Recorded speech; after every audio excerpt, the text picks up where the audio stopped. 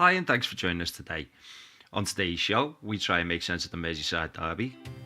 We look at a possible incoming transfer for Liverpool, and I get what I asked for Christmas.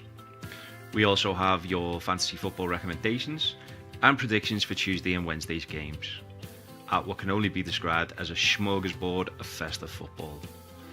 So we invite you to sit back, relax, and join us over the pool and far away.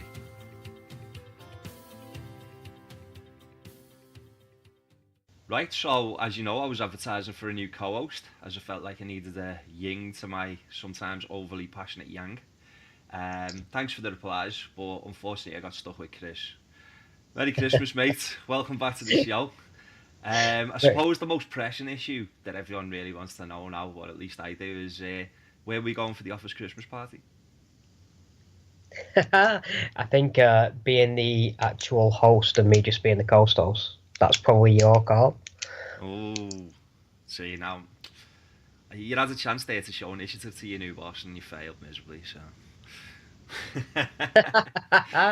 You've just told me that you were desperate, so you settled for me, so... Oh, you know it's not true.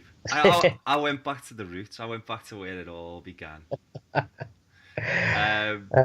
Go on. Okay, so I suppose we should start at the beginning. Seems like a good place to start. That would be kickoff, and this week's topic pretty much writes itself, really, doesn't it? It's what everyone else is going on about. Was Jurgen Klopp arrogant and misguided to not play the so-called Fab Four against Everton? Do you want the long version or the short version? Well, I'll tell you what, I'll go first and we'll see where we'll go from there. Go on then. Okay, so for me, he was right to rotate the squad. He was right to leave certain people out. I will say one contentious thing straight away. I think West Brom on Wednesday night is a more difficult game than Everton was at the weekend, despite it being the derby. Carrying on from there, if you look at our last two seasons, the period of games running up to Christmas from game 20 to game 26, we have won 2 games out of 12 in 2 seasons.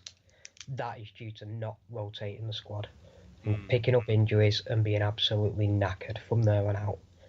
At this point in this season, we're 3 points behind where we were in 2014. Yeah. When we're closest to winning it than we have been for a long time. We're 6 points ahead of the season before. Yeah. And we're 4 points behind last season. You could say the 4 points behind last season, okay, we're not moving forward, but I don't buy that because of who we've played and who we've got left to play. And just a turnaround of the season, people are going to have been rested, where last season Klopp made the exact opposite mistake where he carried on playing the same team. We had Mane out, he didn't have a lot of options, so he kept churning out the same side, and we ended up with injuries through that towards the back end of the season. He's learnt from that. He's rotated the squad. I've had argument after argument with people all week. That's not like you, Chris. Yeah, I know, yeah. Yeah, look who's talking. I know, yeah. One of the things that's been levelled at me this week was all of the, I'm going to say this very loosely, expert analysts have agreed that he shouldn't have rotated the squad. Well, they're experts only because they used to play the game. Yeah. And because they can actually see the game for what it is. We have a lot of players who are very, very quick, very fast players, and we play a very fast style from front to back when we play the game right and the way that we want to play it. That brings on a lot of soft muscle tissue injuries, which are brought on by excessive force over a long, prolonged period of time, not necessarily just bursts of pace. And that is what he's trying to avoid. I can see that. Yeah, whether other people are just choosing not to see that, they want something to moan about, there's always got to be something, I don't know. The thing is, me and you wouldn't be sat here having this conversation if we'd have seen the game out and won. Well, yeah, I absolutely agree with everything you've said.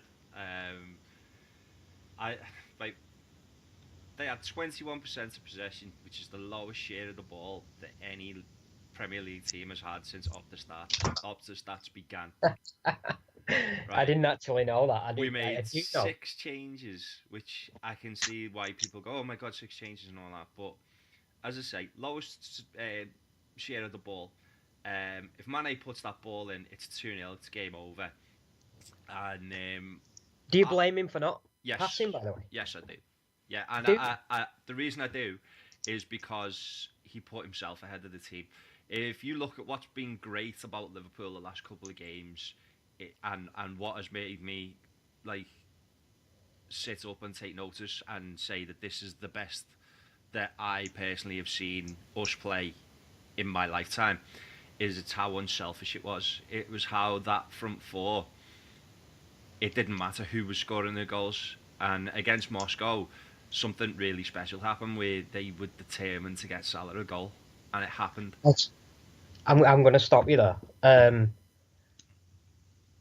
Bobby Firmino, for me, is the only person out of the front four that would have passed that ball. You think? Mane's through on goal. He's got one thing in his mind, which I admire, because the one thing I hate is people getting caught in two minds and doing neither. He's got one thing on his mind, he shoots. If that's Salah, he goes through, he shoots. If that's Coutinho, he goes through, he shoots. If it's Mane, he goes through, he shoots. If it's Bobby Firmino, because he's so clever and he's so much more switched on and he's not about himself, he passes. I don't know. I've got. Passed, but I think the other three shoot. And Mane shot. Yeah, he missed. In retrospect, he should have passed. But at that time, can you really call him shooting? No, When I just can. scored 2 goals in the game before. I can, yeah. And it's because you've got to look at, if he squares that ball, we score. He's got to look at the bigger picture. If he squares that ball, we score, then it turns into a cricket score. Because Yeah, it does. I agree with have that. to come out. And then instead of just getting He's one not goal, expecting to he ends miss. up with 2, 3, 4, whatever it may be. He Absolutely has to put the game first. He has to put. I think personally, and it was actually my partner Jenna who said it as well, and I couldn't agree with him more. She said First it's time for almost everything. like, oh no, I always agree with her when it comes to footy. She's actually quite good on her footy, to be honest. But what she said was, when you look at that, it looked like a player who was trying to prove something. And while the rotation, I agree with it completely, and I agree that it's worked. Mentally, for Mane, that part of the rotation was, I'm in Salah's shadow here. I don't want to be in Salah's shadow. I want to get some glory for myself. And as soon as you do that, and as soon as you put yourself ahead of the team, he's not a striker, he's a winger. Do you know what I mean? Yeah, exactly. But yeah, do you think Salah would have shot? 100%. See, I don't. I've seen him do it in situations where he should have passed the ball. Yeah, I've seen him do it when we've been 1, 2, 3-0 up, when the game's pretty much over. Nah, you're splitting hairs now. I've seen him do it at 0-0. No, not for me. Anyway, right. He's got to pass that ball. But anyway, going back to what we were saying, there's obviously the fact that we should have won. There's 7 games in 21 days coming up. So anyone who moans about rotation, I would suggest you have a conversation with your nearest sports scientist, and they will explain to you exactly why any footballer will struggle to play 7 games in 21 days, not just a team that plays the kind of all-out running style that we do. Absolutely. And as you quite rightly pointed out, last season, this was exactly what undid us. Klopp is, to me, he's showing foresight and he's learning. And all these Liverpool fans, I'm sorry to say it, and I love the tradition of Liverpool and I love the derby, and it'll always be one of the 2 biggest games for me of the season, the other one being Manchester United. But we're fans. We have that luxury of saying that it's a bigger game than any other game. He's the manager of Liverpool Football Club, And people go, oh, you should put the derby first. No, you shouldn't. You should put the entire season first. Yes. You don't cut your nose off to spite your face. If injuries happen and then Coutinho gets injured or Firmino gets injured because they weren't 100% fit, because he's being told by a sports scientist that they're not at that level to play 90 minutes, and he puts them in anyway and he gets them injured, and then we start dropping points later on in the season because they're not there. Like we have. Who gets? Like history tells you that's what happens. Who gets the blame? Yeah, exactly. See, one of the things that people level at Klopp is that he's very stubborn and he doesn't learn. Now, for me, this season he's made substitutions too late. He's been reactive and not proactive. We've talked about this on previous podcasts where actually I've tried to defend him, but looking back, you can't really. He has been reactive and not proactive, but recently he's been proactive as opposed to reactive. And then people are calling him for his substitutions against Everton and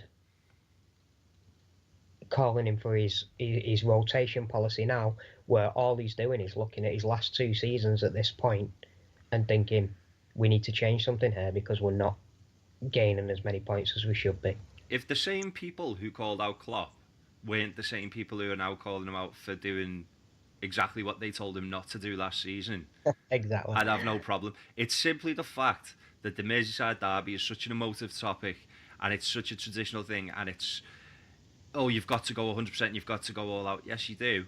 But if someone's not 100% fit and you've got 2 games in 3 days, you have to take that into consideration. And the question is, was that team good enough to beat Everton quite comfortably? Well, look at the way they played. Quite comfortably. I'll tell you the problem I have with it. Not just the way they played. They battered them. Doesn't matter what side we put out, they would not have been better than the side that was on the pitch. We had 35 touches in the box before Coutinho came on the pitch. Now, if that's not enough to win the game, then it's just one of those days where it's not going to happen. That's all it is. The other problem I have with the Merseyside derby is Everton are garbage. At what point do we say, yeah, but it's the derby, everything else goes out the window? I mean, if they were in League One and we drew them in the FA Cup, would everything else go out the window? Exactly. I don't think it would. Exactly. If this had been against West Ham... West Brom's a bigger game. If this had been against West Ham, no one would have batted an eyelid. They'd have just gone, we should have won the game. It's a bad refereeing decision. We should actually come to that, I suppose. Lovren, I heard that he gives the referee a decision to make. Well, every player who ever tackles anyone gives the referee a decision to make. It doesn't mean that the referee should be okay with making the wrong decision. That is the softest penalty, other than the one that we got given against us the week before. It's the softest penalty that you could ever see, and people are going, oh, but Lovren shouldn't put hands on him, and should he barely touched him. I'm gonna agree with you and disagree. I'm gonna get splinters in my arse here, basically. It's a very, very soft penalty, but Lovren doesn't have to do what he did. I agree with that. Matip wouldn't have done it. I don't think Gomez would have done it even. I think just jockey your man. He's going away from goal. Do you know what, though? Don't put your arms out. I mean, it's a reactionary thing. I don't think he thought to himself, yeah, I'm going to grab you now, or whatever. But I've seen that in every match. I've seen players like Chiellini do it. I've seen players like Nesta do it. I've seen Baresi do it. I've seen the best of the best do that, and nothing ever gets given against them. People just want to jump. People just want to jump on Lovren, and I'm not having it. Listen, Lovren's not good enough for Liverpool Football Club as far as I can see, and as far as I've said all season. And my opinion on that hasn't changed. But I'm not going to throw him under the bus for trying to do his job and for the referee just giving them a... In hindsight, yeah, he shouldn't put his hands anywhere near him. In hindsight, he should just let him run the ball wide. But then, what if he doesn't get share tight and Calvert-Lewin manages to turn and get a shot away and score? Then you're going to give him grief for that as well. So he's kind of damned if he's in the Klopp situation of being damned if he does and damned if he doesn't. And it's in the Mane situation as well. Damned if you do, damned if you don't. If he scores, But he didn't score. That's hindsight. Yeah. No, if he scores, fair enough. No, there It's is that. No, but hindsight. that's something that will happen You would back him to score throughout the 90 rest out of of time. That it makes that strikers being greedy or wingers attacking forwards, whatever you want to call them, being greedy in front of goal is something that's happened from the beginning of time. Do you know what I mean? There is always going to be I'd that rather they were argument. greedy than weren't. Would you not agree? Yeah, I would. Yeah, I would. Well, I'd rather Yeah. I'd rather have Mane than Henderson in front of goal. Put it that way. Yeah, I'd rather have Ian Mush and Dirk Kuyt. One's going to pass, one's going to score your goals. Listen, don't you dare bring Dirk Kuyt into an argument negatively. Was he the most gifted footballer we've ever had? Certainly not. Did he ever give less than 100%? Never. Did he score some of the most important goals? Did he score one of Dirk Kuyt's a legend. James Milner gives you everything he's got. He's still not a world beater. Yeah, but the difference is Kuyt was better at what he did. But anyway, listen, we're going off on a tangent. One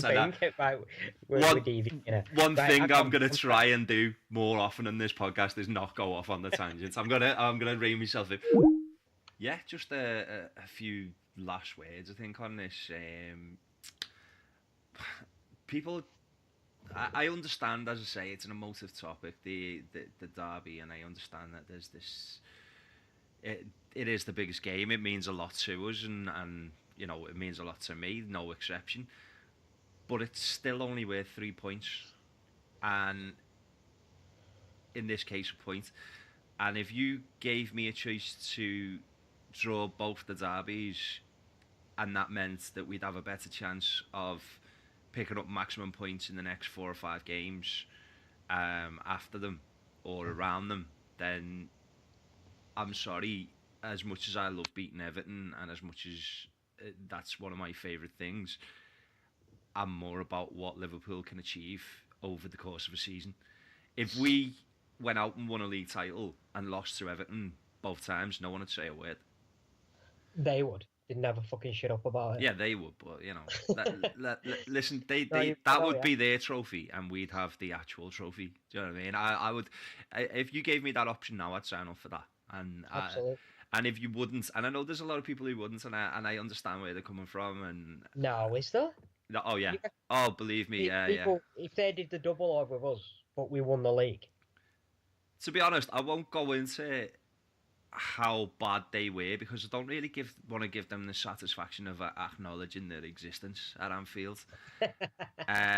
But they were an absolute disgrace. They always are. And some of the things that they said, I met a couple of lads on the train back.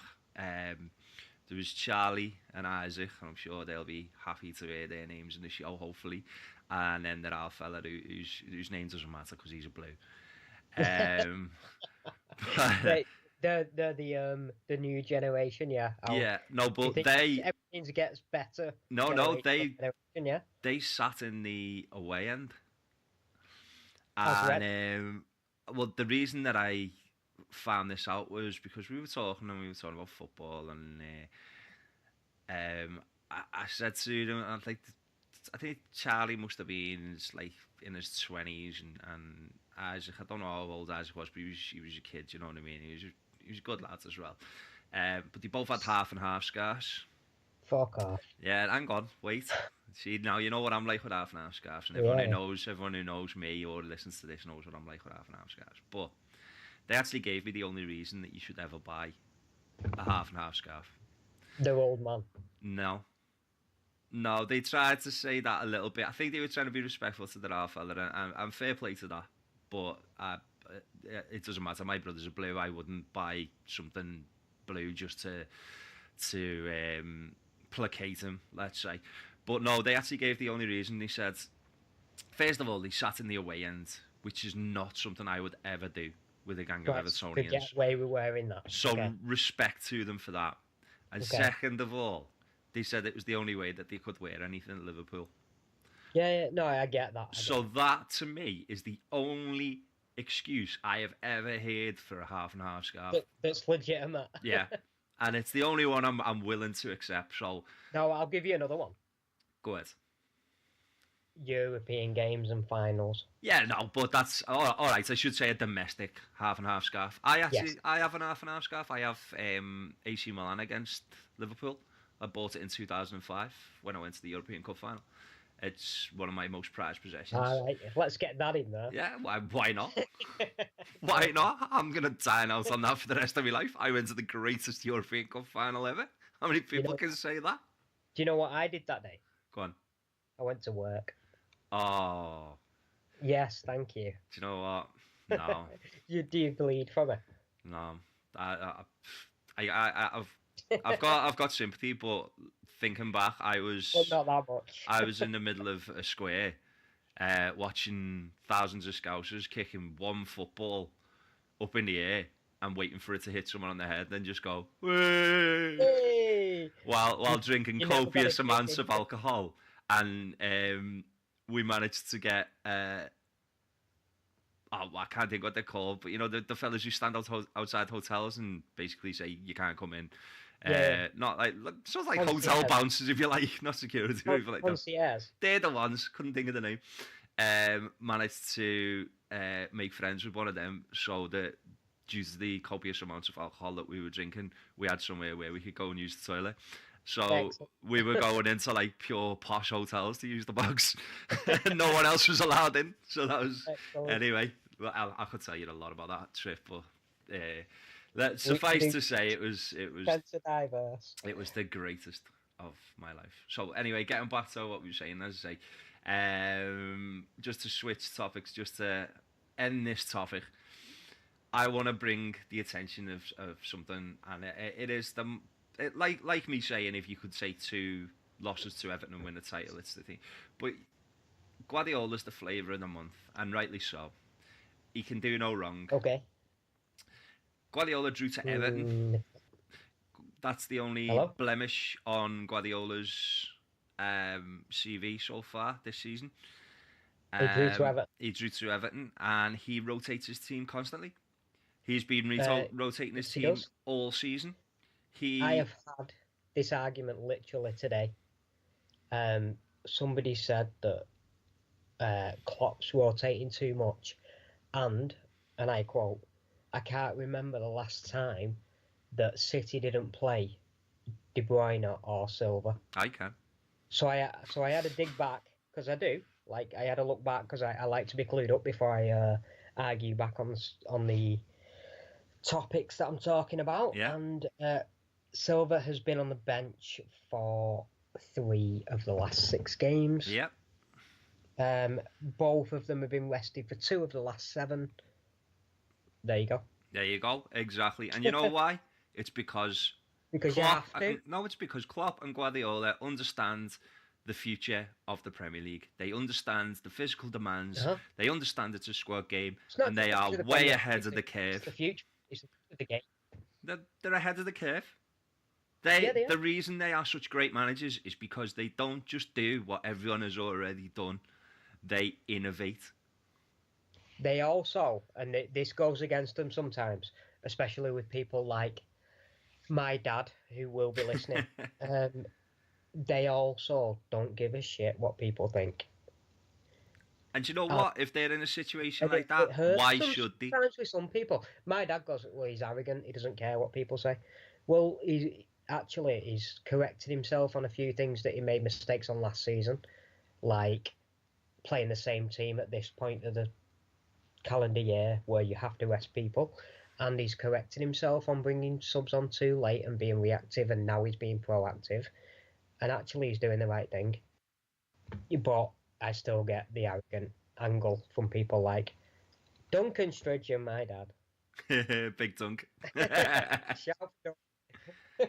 No, but it again, and this is nothing against Duncan. Quite the opposite. It's people like that who, especially in your case, taught you the game and taught you Absolutely. the traditions of the game. But the fact of the matter is that while some of the traditions still hold true, some of them have had to make way for sports science.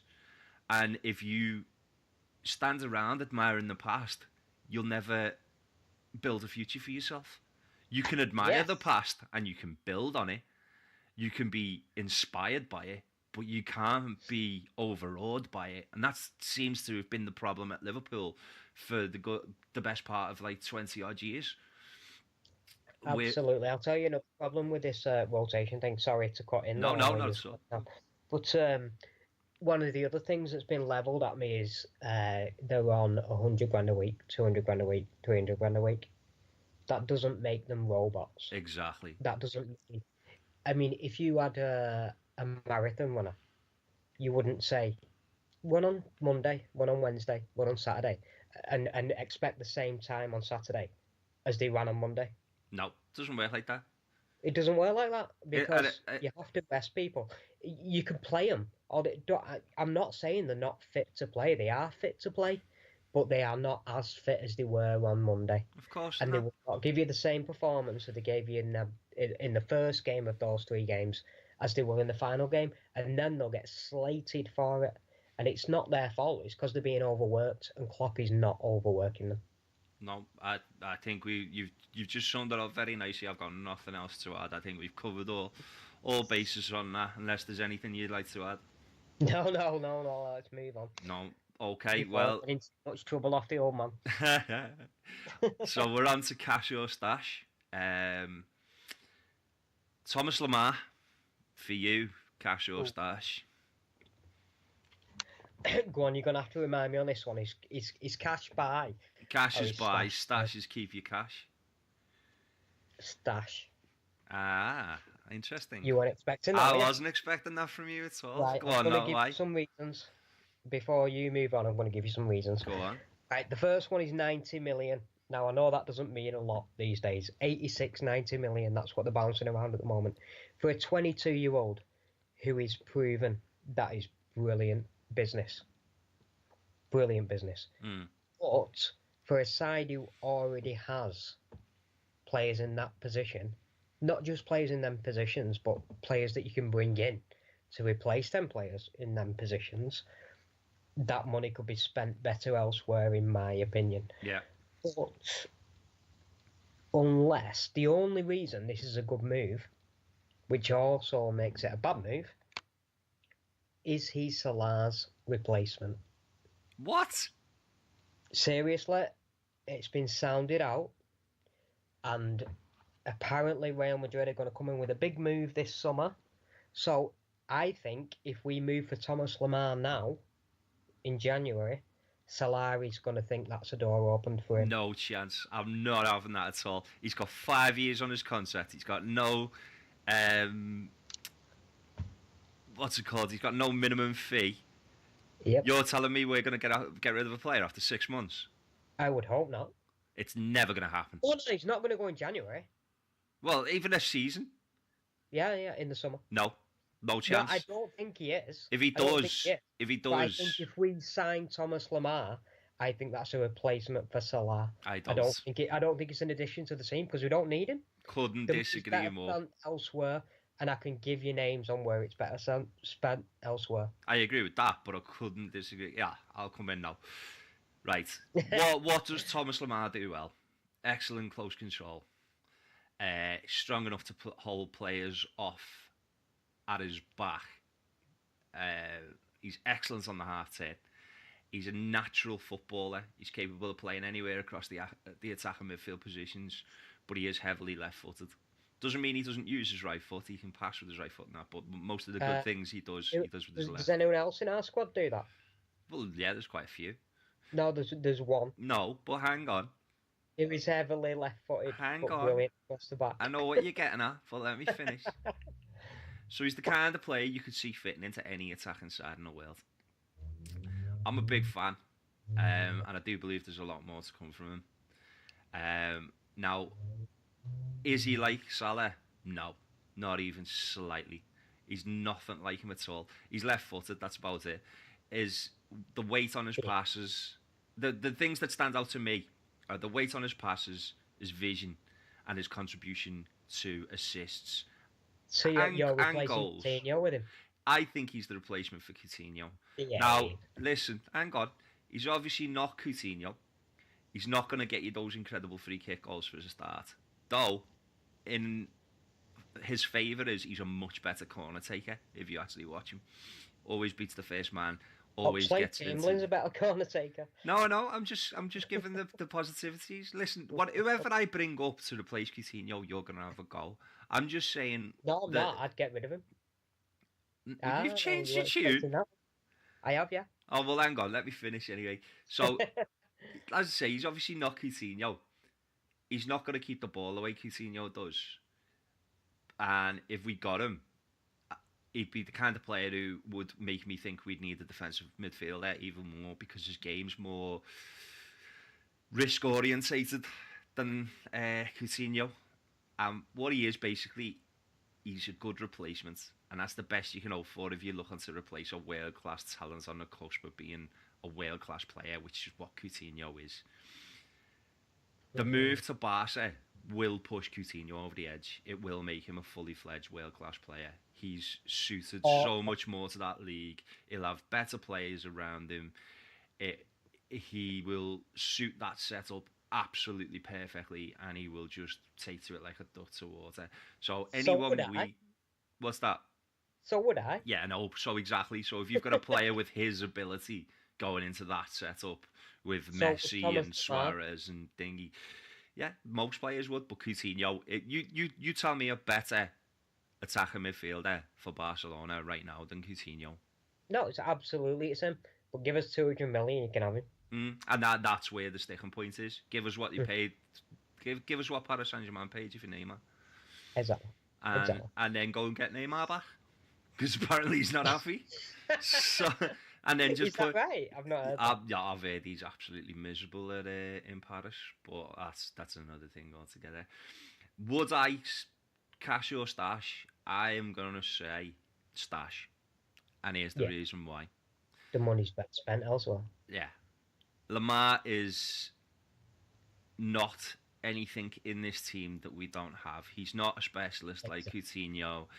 He's best employed on the left side. He does come in and do some damage in the centre. He's better than Mane, he's better than Salah. Yeah, no, not a chance. And I think that he's got that flexibility that Klopp looks for, but overall, he's a step backwards. And there's a couple of names I'd throw out. If you're going to go young, and you're going to go for a player who's going to look like he belongs in that front four. I've got some scratched there, so I'm hoping that you name them. Well, given that Keita comes in, Keita is actually part of the replacement for Coutinho. And people go, oh, no, he's not doing it. No, he is. He moves the ball from defence to attack as well as anyone. He does what Oxlade-Chamberlain did against Everton, but 10 times better. Yes. Couldn't agree more. And by the way, Oxlade-Chamberlain had a really good game against Everton. And anyone who says otherwise, just I have nothing to say about it. It was brilliant. His transition was fantastic. Yeah, and he played on the half turn. And he was always looking to go forward. And he put Milner and Henderson to shame. Given that one, that's not supposed to be his position, which it clearly is, and two, that he's been there for like 5 minutes. Yeah, the captain. If you'd have shown someone that game and not told them how old everyone was, and not told them who was captain and who was vice captain, there's no way you would have picked Milner and Henderson ahead of Oxlade-Chamberlain. No, he was excellent. He was superb, yeah. Even when he overhit a couple of crosses, he didn't put his head down. He kept it up, and then he whipped in a couple of beauties. I don't know. I thought he was the best man in our midfield all day long. I completely agree. And back to the topic. Sorry. No, it's all right. You're supposed to be here to take me, keep me on topic. You're worse than me this week. Thomas Lemar. He's a very good player. Is he perfect for our system? No. If anything, I would expect him to rock up more at City. I think he's more attuned to what they do. I reckon he'll go Chelsea. Oh, no, I'm not saying where I think he'd go, but I think that kind of player, he plays well on the half turn, he plays well in spaces, He's fast, but not lightning quick. I think he could quite easily. For me, He's a lot like the player that City actually brought in Bernardo Silva. He's very similar. yeah, but Another player who Monaco obviously sold. And don't get Bernardo me wrong, Silva, a player that was just not been given the game time. I'm a big. Bernardo Silva, I thought it was a great signing for City. And when you look at their side, Sane's better than Lemar. Yeah, I'd say. Sterling's better than Lemar. But you know who I'd take though, who's got the potential to be better than Sterling, better than Lemar, better than Sané, better than all of them, because he's got something that all of them would love to have. I'm just wondering what's on my list. Go on. Christian Pulisic. Yes, 19 years old. In a half, yeah, he must be older than that by now. He's 19, kid. Unbelievable. I'd take him in a heartbeat. Do you know what really impresses me about Pulisic? He's got this searing pace. Loads of money for him. He's got this searing pace, but he's got so much more to his game. He is two-footed. He is a player who works well in space. He is a player who can pick out a pass. He is a player with that drive to get forward. He has that battle in him. When he was called out, when the American national team were looking like they were going to miss out on the World Cup, which they eventually did, the one man who stood up more than anyone else for me was Christian Pulisic. Really? Yeah, absolutely. When he comes on, he affects games. He's just a special player. And if we're going to spend that kind of money, I want it to be on something that where you see him and you just go, yeah, he fits what we're about. And Christian Pulisic fits what Liverpool are about. There is nowhere in the world that he would be better to go to. And there's no one better in the world that we would be better to sign. Absolutely, and Klopp would bring him on so much. You see, he's just the perfect coach for him. I'm going to give a shout out to a lad on our page, Ryan Neal, who absolutely wants Pulisic and has wanted him for a long time, as long as you can want a 19-year-old for. he wasn't underage when he was courting him or anything like that. The lad's brilliant. He is, like you say, he's right, he's left. He can play in behind as well, which at 19-year-old you can see him already picking pockets if you watch Dortmund play. I'm hoping this segues onto something that I want to talk about. That's up to you. Go on. No, it's as much as it is, man. Dortmund and Peter Bosz going. Oh yeah. Well, I mean, if you want to cast your mind back, I believe I said that it was a ridiculous decision to get rid of Thomas Tuchel. That is a young team. I thought he would go to Arsenal. Tuchel, I rated him that highly. I thought he'd go to Arsenal. I would not have been surprised to see him rock up there. And I'll tell you what, these people who want Klopp out, go and take a look. Go and take a look at Dortmund since he left. Yep. But look at some of the players now that you would. Oh my God, I'm mouth-watering me now thinking, Klopp, come on. There's been a few managers since you've gone, lad. Get in there. Yeah. I've got you where. Yeah, I don't think they've got the best relationship from what I've heard. But surely we should be back in for Dayoud now. Maybe. You're not convinced now? No, well, I do like him. And I thought he was going to go to City, and then he ended up going from, well, my team in Germany, Borussia Mönchengladbach, so I can tell you everything you want to know about those. But I can't see them letting him go after less than a season. No, not for me. I don't mean in January, I mean in the summer. Even then, it will all depend on if they get Champions League football. If Gladbach do us a favour and nick that fourth spot, then who knows, maybe. Yeah, maybe. So, can we move on to that, the Bosz and Dortmund thing? Yeah, if you want it. Right. Well, I'm gonna throw out a few names now, a few that are obvious and a few that might not be. Aubameyang.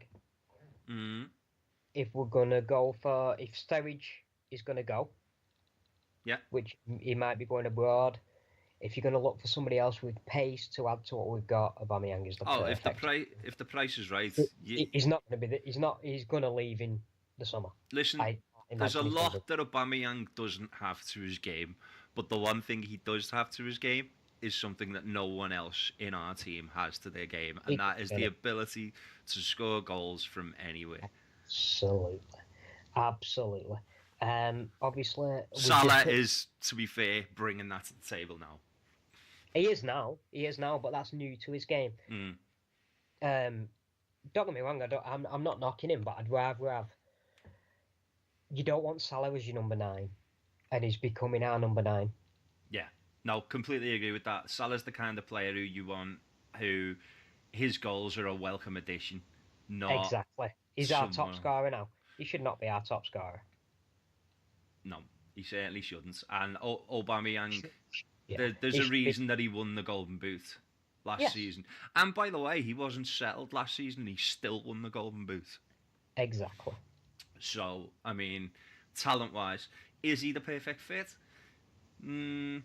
Personally, I don't think he's got enough of a poacher's instinct. I think he's very like for like when it comes to Salah, believe it or not. He's the kind of player who's got that pace, who will hit the ball from distance, who will score the more spectacular goals. He can score poacher's goals, but it's not really his thing. And I've said for a long time, the one thing Liverpool really lack is a proper out-and-out number 9 who...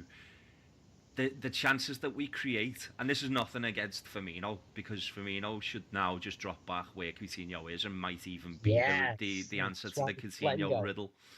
But we need someone who's that Robbie Fowler, that Michael Owen, that Fernando Torres, that poacher, do you know what I mean? That one who's going to get in there where it matters, who's going to get... That man's Aubameyang. I don't know. Who else? I've seen him do that, and maybe he can do that. But I'll tell you this though: if I'm lining up as a defender and I see Sadio Mane, Pierre-Emerick Aubameyang, and Mo Salah running at me, you're right. He's perfect, isn't it? From that point of view, it is. Not only that, you've just said that Aubameyang is exactly like Salah. For me, Salah is exactly like Mane, but on the other side. Yeah. So you've got 3 interchangeable players. I don't think Aubameyang is... Even more frightening than we've got now. Aubameyang's not going to play behind them instead of Coutinho. Thank you. Yeah. I'm done. I'm happy with that.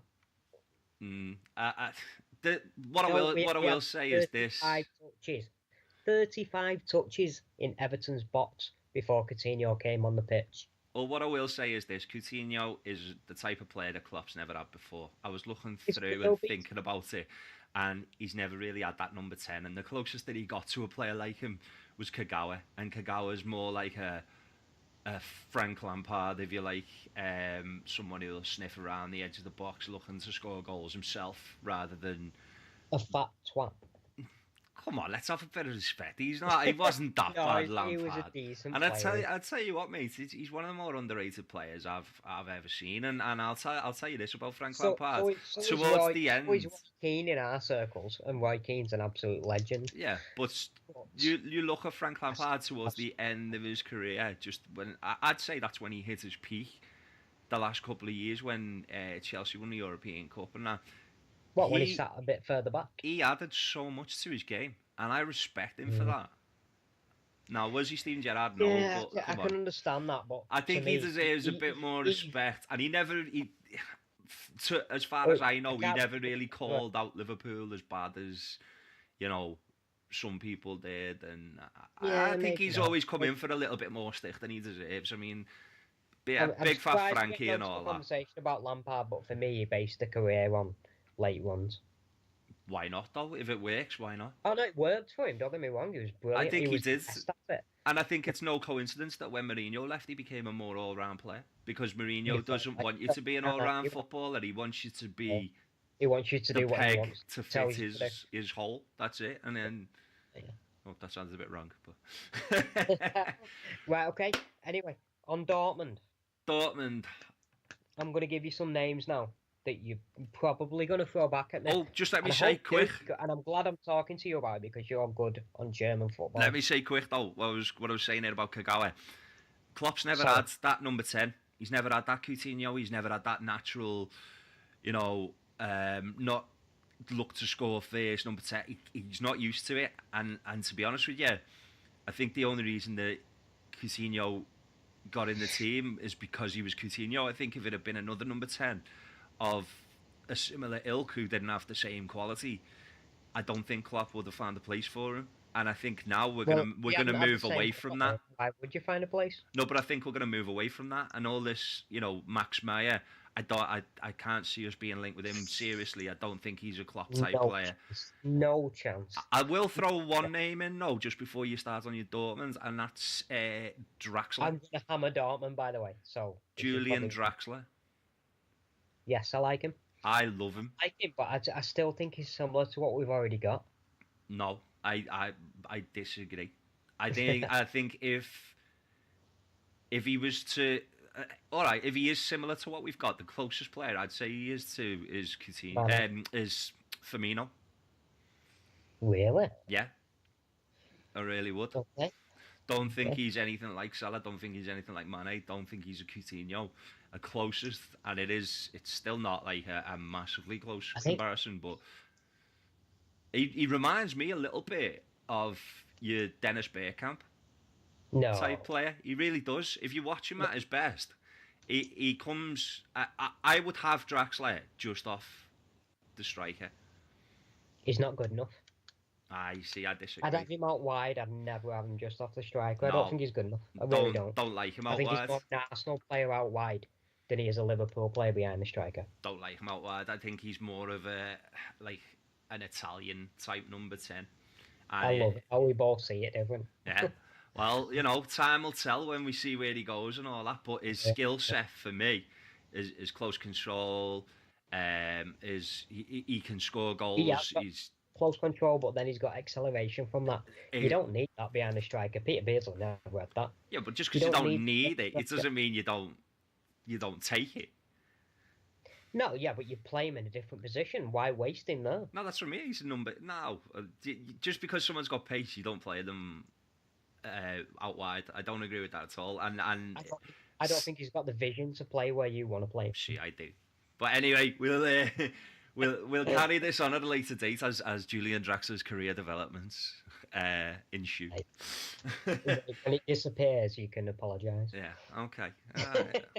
I'll tell you now. If it all comes right for Julian Draxler and he gets the right manager, he'll be a world class footballer. And Paris Saint-Germain are just an embarrassment of riches, and they don't realise what they've got. So. Of course, yeah. Right. Anyway, let me get on with this Dortmund thing, if you don't mind. Go on, quick. I want a yes or no. I will be quick on it. Right, Subotic. No. Has been out on loan at FC Cologne for the back end of last season. Who are getting absolutely smashed game after game. But is he better than what we've got in reserve? I would have to see more of him in the Premier League and all. It's not something I'd be looking to do. Not something you'd look at. No. Okay, right. For me, Barter's too expensive. I like Barter a lot. I like him a lot, but I think he'll be too expensive. And I think Dortmund are going to be a team that you can look at now to buy from. How much do you know about Zagadou? Not a huge amount, to be honest. Centre half, can play left back. He's the French kid, isn't he? Time this season, 6'5". Yeah, I've heard we're linked with him, and I've heard that he's. I haven't heard that. Well, it's probably paper talk. But what I have heard is that he's a special talent. I think. Yeah, I believe that he could be the next big thing in centre halves. I've not seen anywhere near enough of him to comment. Okay, at 18 years old, I'd buy him now. I'll take your word for it. Can't comment at all. I've got no frame of reference. About who? John. Good. Is that the same? Yeah. Well, he's a good. I don't know a lot about him. He's a good, solid player who's got a nice little bit of versatility about him, but he's not. Okay, so for me, if we're going to dip in there, it's Daoud, because that would possibly fix our backline problem anyway. Yeah, him, Aubameyang and Pulisic are the three that we should be looking at. Who's that? Daoud, Aubameyang and Pulisic are the three that we have to be looking at. Not a centre half. Not from them, no. Who would you bring in at centre half? Virgil van Dijk. Absolutely, yeah. I'm sorry, Klopp has made it perfectly clear who he wants. I have seen nothing from Virgil van Dijk that makes me think he's anything but the right answer to this question. No, I totally agree with you. So we'll move on. I'm just trying to think outside the box. No, I don't. Sometimes you can be too clever. I tell you what, I will say this though. Trying to be too clever. No, I'll tell you what I will say is we need more than one centre back, and Jimenez from Atletico Madrid has 6 months left on his contract and would be absolutely perfect. Great shout.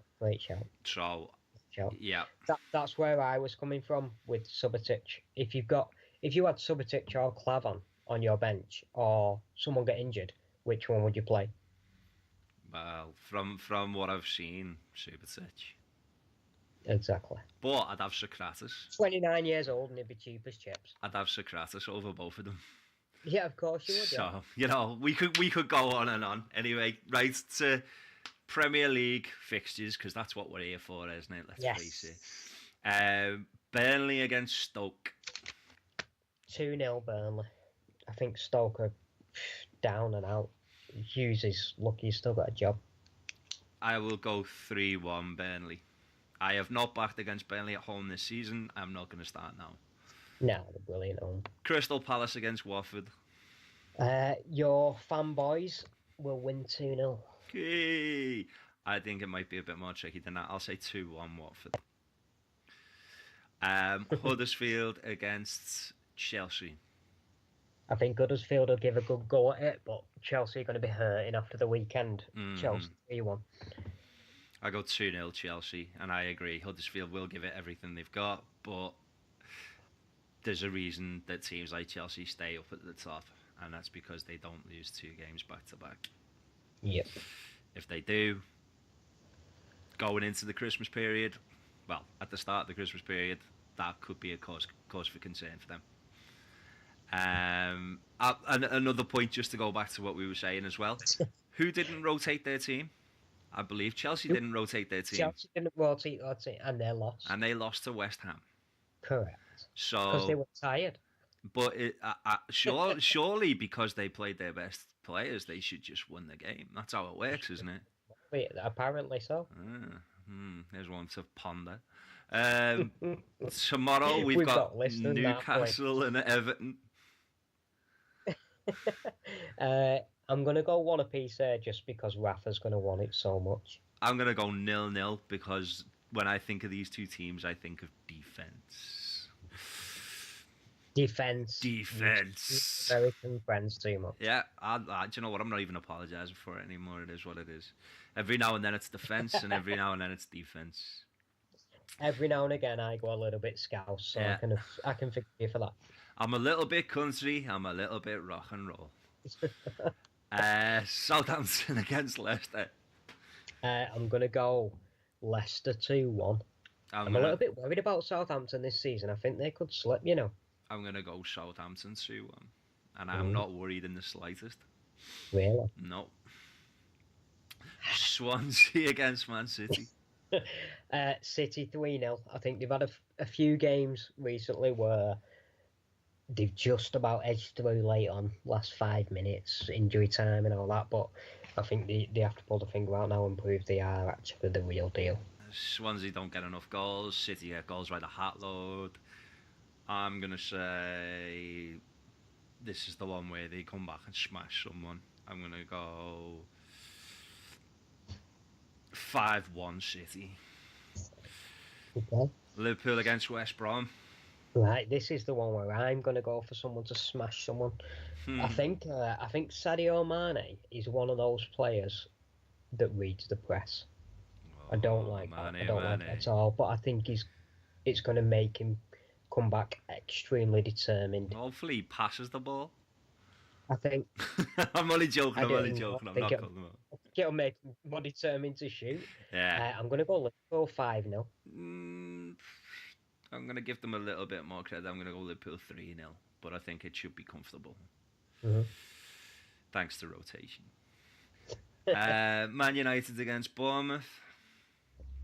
1-0 United, just because it'll be completely boring, but Bournemouth will be tactically better, but lose out late on. No, I think United are going to stuff them because they're going to be hurting from the derby.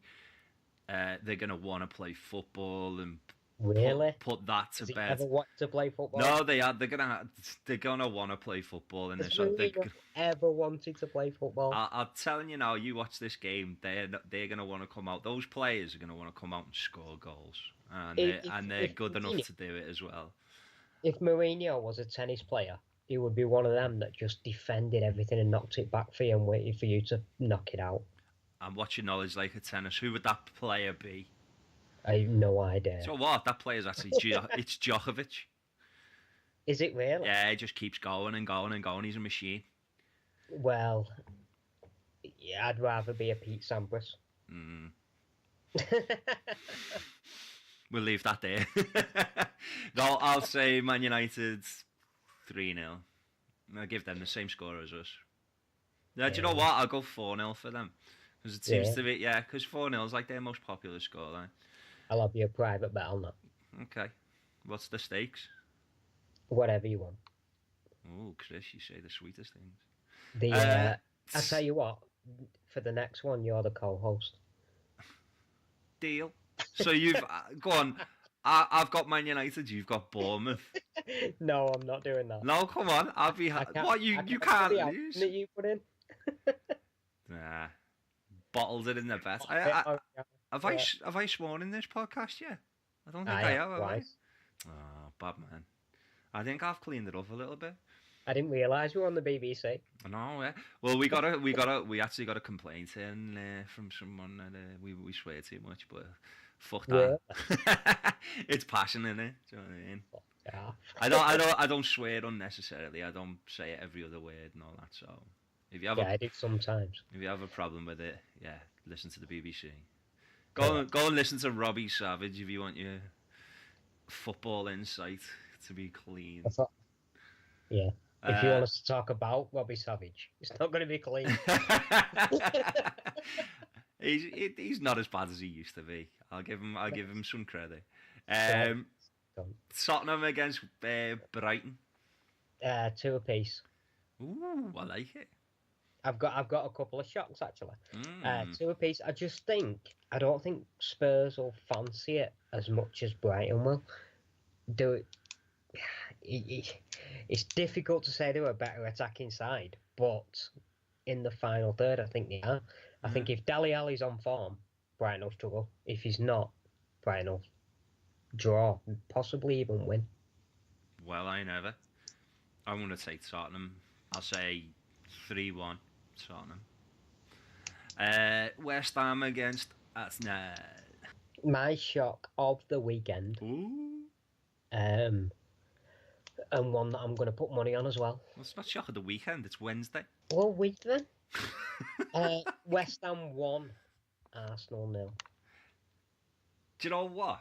I watched Arsenal against Southampton, and if Southampton had had more about them, they could have turned Arsenal over. Absolutely. And I watched West Ham against Chelsea, and I think West Ham got lucky that Chelsea had played midweek and didn't rotate. But if they had been playing Arsenal, they would have won that game as well. Possibly. I think West Ham have found their feet a little bit, but I still think Arsenal are a much better side. David Moyes' record against Arsenal. Do you know it? I don't know it. Is it good? No, it's shocking. I actually picked the score first, and then I looked at the record, and he's won 3 out of 27. I'll say it might be a little bit trickier than, but I still say Arsenal 3-1. I don't see many upsets this time. I do. This time of year. No. Yeah. I mean this particular week. I'd say it's going to be more Saturday and Sunday when you see the upsets. I think West Ham are going to win and think that they've got the saviour, and then they're going to go down.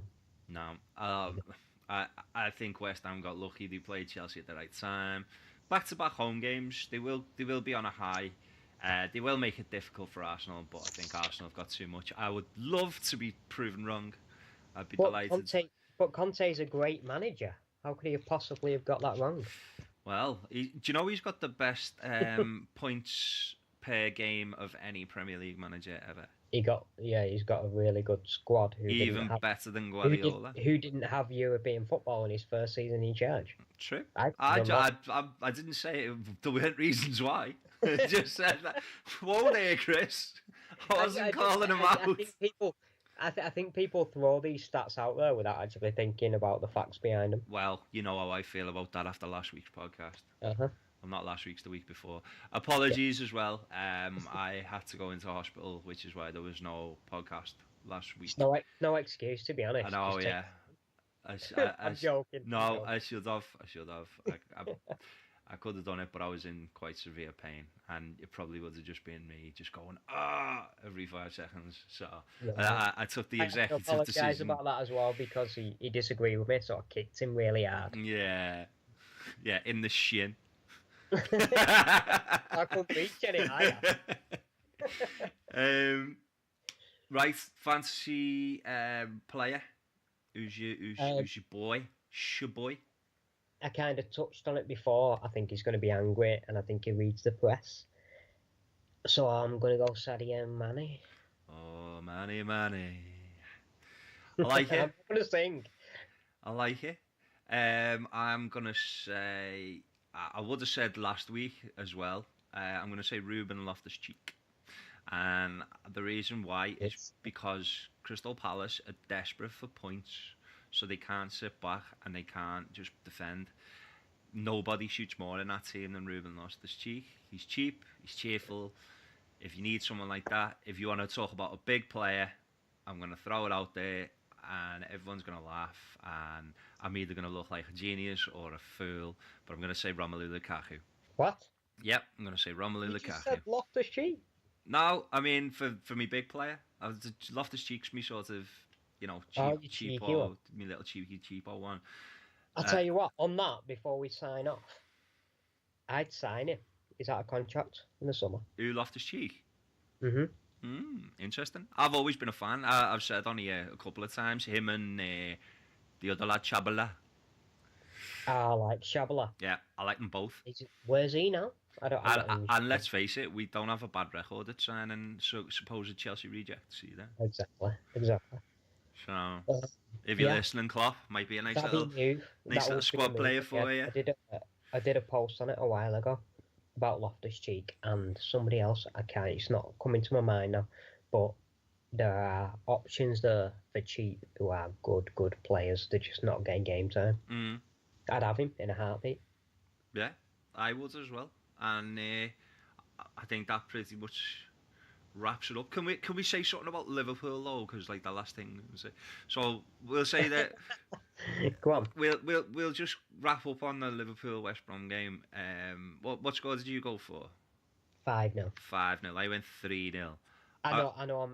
I'm always like glass massively half full, overflowing.